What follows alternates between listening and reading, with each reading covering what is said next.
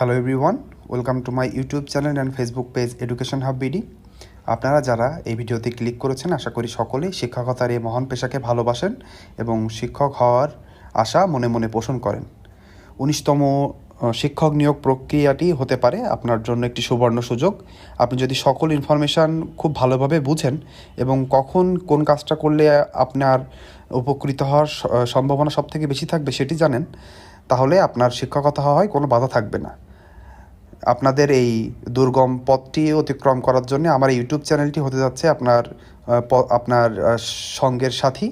আপনি এই ইউটিউব চ্যানেলটি সাবস্ক্রাইব করলে পেয়ে যাবেন আপনার সার্কুলার থেকে শুরু করে আপনি কিভাবে এমসিকিউ পরীক্ষা দিবেন, কিভাবে প্রস্তুতি গ্রহণ করবেন, কিভাবে ভাইবা পরীক্ষা দিবেন এবং সেখানে কিভাবে খুব সহজে পাশ করে আসবেন এবং সর্বোপরি কিভাবে নিজে চূড়ান্তভাবে সুপারিশপ্রাপ্ত হবেন এবং চূড়ান্তভাবে সুপারিশপ্রাপ্ত হওয়ার পরেও কিন্তু কাজ শেষ না, তারপরে আপনাকে এমপিওর জন্য আবেদন করতে হবে, তার মানে টাকার জন্য। কিভাবে আপনি আপনার ভাতাটা আপনার ব্যাঙ্ক অ্যাকাউন্টে পাবেন, তার জন্য 30 থেকে 32টা কাগজ লাগে। সব কিছু ইনফরমেশান একেবারে শুরু থেকে শেষ পর্যন্ত আপনার ব্যাঙ্ক অ্যাকাউন্টে টাকা না ঢোকা পর্যন্ত এই ইউটিউব চ্যানেলই হবে আপনার একমাত্র ভরসা। তাই বলবো, দেরি না করে আমার ইউটিউব চ্যানেলটি সাবস্ক্রাইব করবেন এবং আমার এই ভিডিওটি দেখা শেষ হলে যদি আমার এই ভিডিওটি ভালো লাগে তাহলে অবশ্যই লাইক করবেন।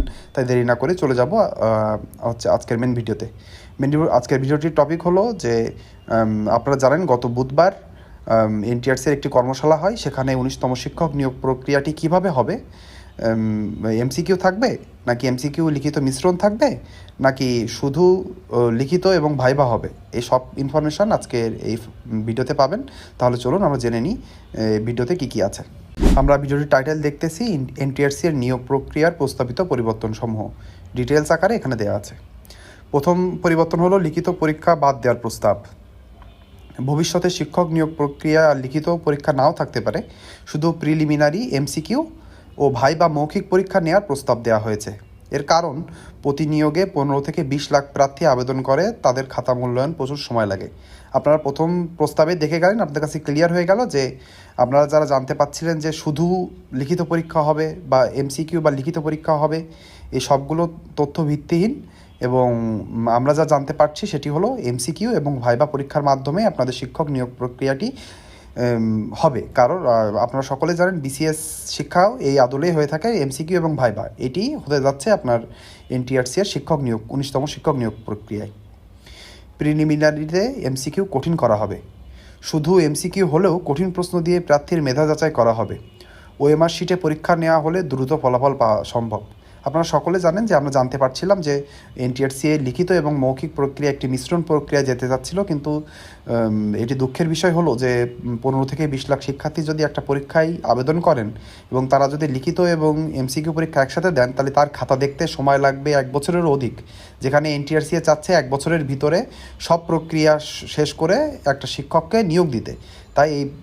তাই শুধু তার ভিতরে যদি রিটেন পরীক্ষা চলে আসে তাহলে দেখা যাবে এই বিষয়টি অনেক সমস্যাপেক্ষ হয়ে যাবে। তাই যাতে এই সময়টা কম লাগে এবং এমসিকিউর মান, তার মানে এমসিকিউ যেভাবে আসে তার থেকে যদি একটু কঠিন এমসিকিউ আসে বিসিএস ক্যাটাগরির, তাহলে দেখা যাবে এখানে শিক্ষার্থীদের মেধা যাচাইও হবে এবং সময়ও কম লাগবে। আশা করি এইটাই হতে যাচ্ছে আপনাদের জন্যে। পরীক্ষার নম্বর বিভাজন যেটা প্রস্তাবিত করা হয়েছে সেটা হচ্ছে মোট 200 নম্বরের পরীক্ষা হবে। স্কুল কলেজ ও কারিগরি শাখার জন্য থাকবে 100 মার্কের সাবজেক্টিভ এবং 100 মার্কের জেনারেল, এবং মাদ্রাসা শাখার জন্য আলাদা করে 140 মার্কের সাবজেক্টিভ এবং 60 মার্কের জেনারেল। আপনারা সকলে জানেন 100 মার্কের সাবজেক্টিভ বলতে বোঝানো হয়েছে আপনি যে বিষয়ে স্নাতক বা স্নাতকোত্তর করেছেন সে বিষয়ে, এবং 100 মার্ক জেনারেল হচ্ছে বাংলা, ইংরেজি, গণিত ও সাধারণ জ্ঞান। এই 25 করে যে 100 মার্ক আসে এইটা এবং 100 মার্ক এর সমন্বয়ে হবে পরীক্ষা। এবং মাদ্রাসার ক্ষেত্রে হবে যে বিষয়ে স্নাতক বা স্নাতকোত্তর করা হয়েছে তার জন্য 140 এবং 60 মার্ক জেনারেল, সেটা যথাক্রমে বাংলা, ইংরাজি, সাধারণ জ্ঞান এবং গণিত। তবে শিক্ষা মন্ত্রণালয়ের মত 3 বিভাগের জন্য একই নম্বর প্যাটার্ন করা উচিত, নাহলে বৈষম্য হবে।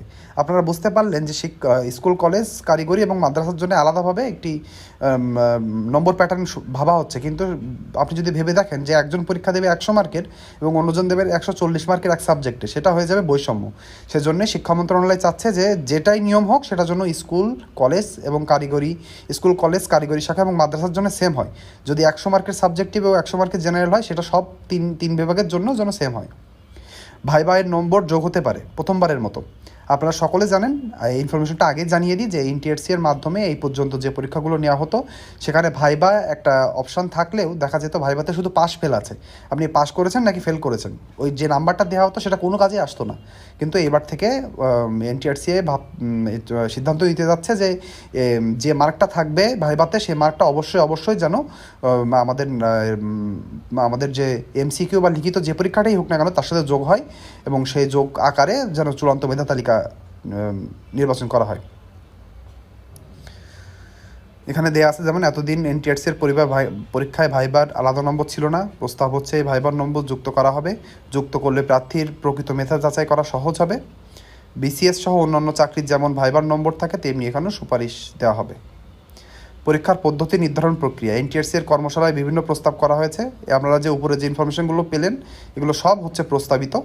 শিক্ষা মন্ত্রণালয় বিষয়টি গুরুত্ব সহকারে দেখছে, এনটিআরসি এর বোর্ড সভায় এটি আলোচনা হবে। আর একবার এনটিআরসি এর বোর্ড সভা আসবে যেখানে চূড়ান্তভাবে আলোচনা করা হবে।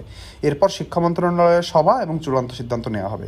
তারপরে সব কিছু এনটিআরসি এর বোর্ডের সভা শেষ হলে যেখানে শিক্ষা মন্ত্রণালয়ের সভা হবে এবং সেখানে ফাইনাল ডিসিশন নেওয়া হবে। তাহলে আমরা এখন জেনে নিই এই যে উপরে সব ইনফরমেশন নিলাম এর সারসংক্ষেপ কী দেওয়া আছে। প্রথমে হচ্ছে লিখিত বাদ শুধু প্রিলি প্লাস ভাইবা হতে পারে।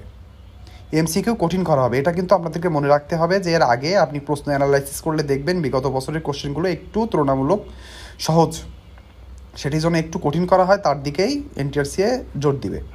ভাইবার নম্বর যুক্ত করার সম্ভাবনা, তার মানে ভাইবার নম্বর যুক্ত হওয়ার বড় সম্ভাবনা রয়েছে।